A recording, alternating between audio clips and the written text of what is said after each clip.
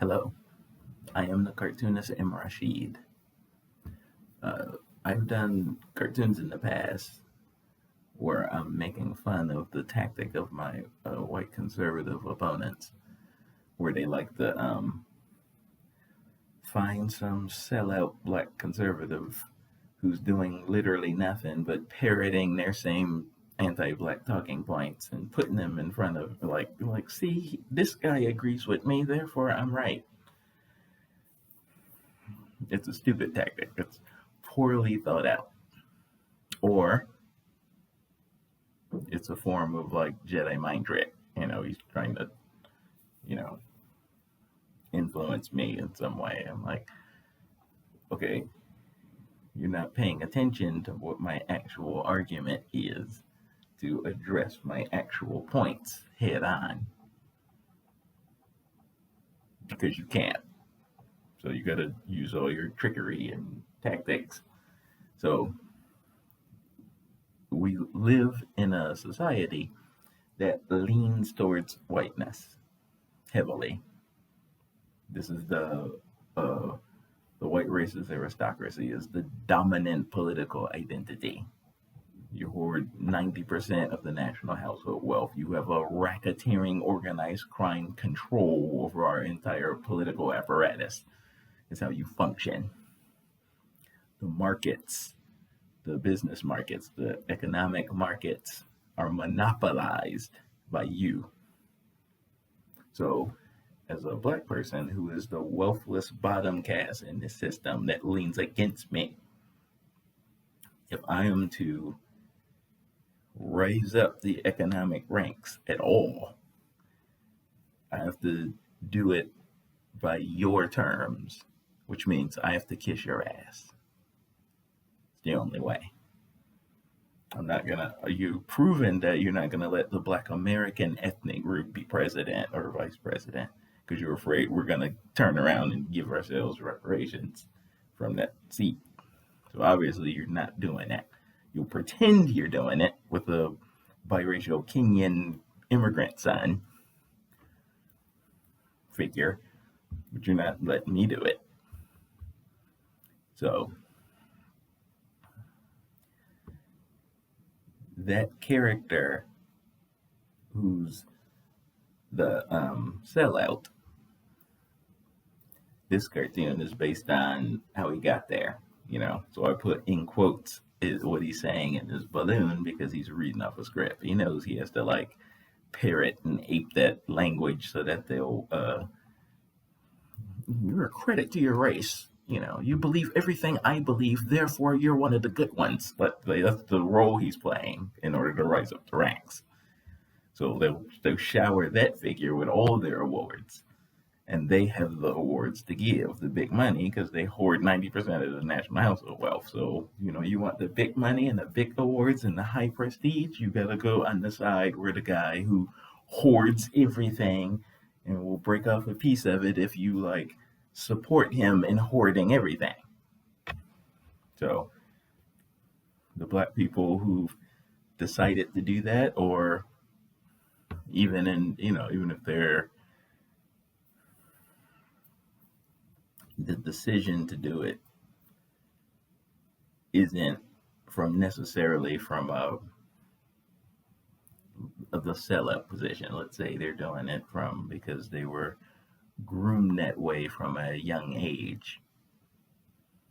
Like, there's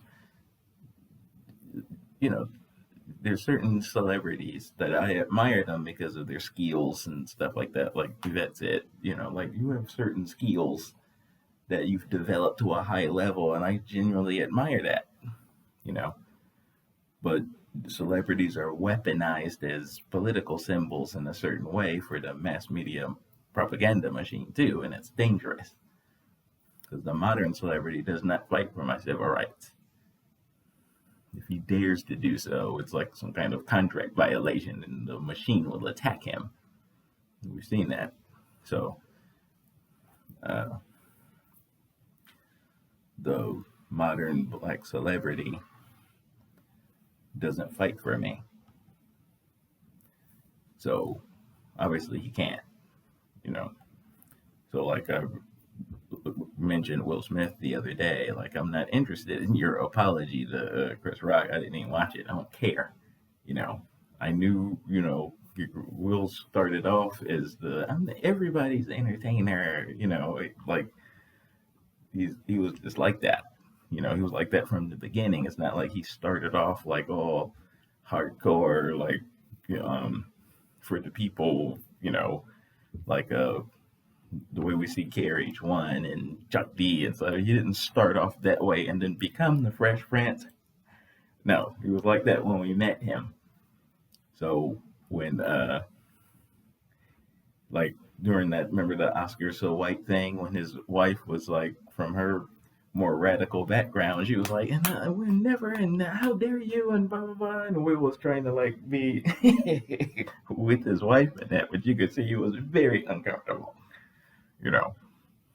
So I know, you're gonna try to schmooze it and make sure your money's right moving forward. Not you did what you do. So I expect that. I don't, I gave him his props where the props were due, and now I expect him to like, do a song and dance. So, like other celebrities are like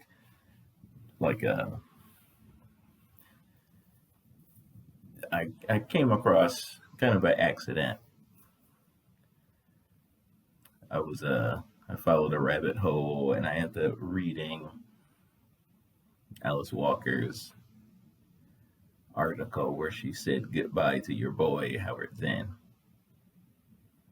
And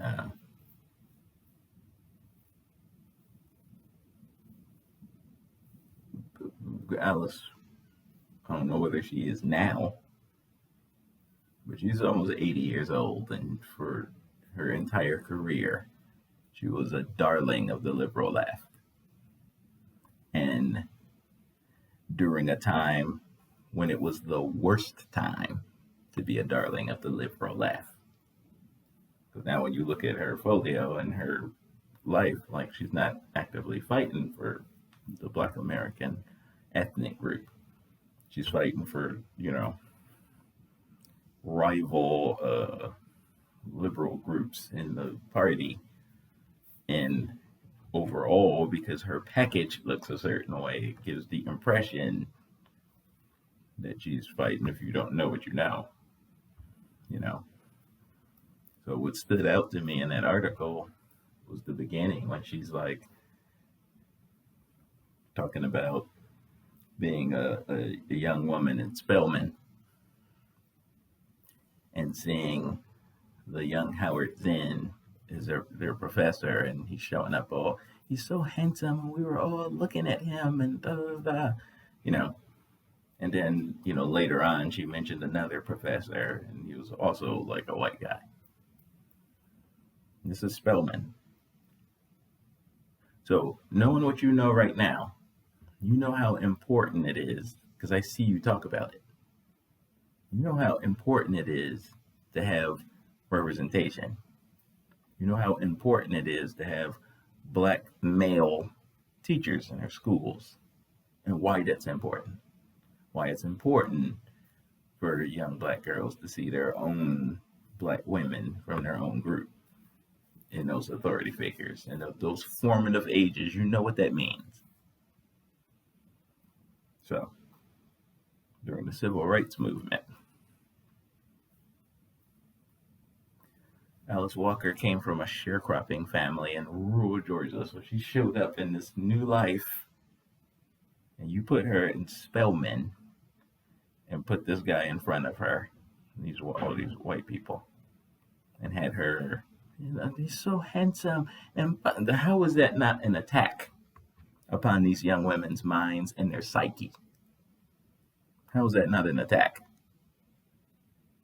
We already mentioned in a previous video, the mass media machine downplays the Black family, poo-poos the Black family, attacks the Black family, upholds the white family, and treats the interracial family as if it's some kind of progress in the name of inclusion and representation and all those buzzwords.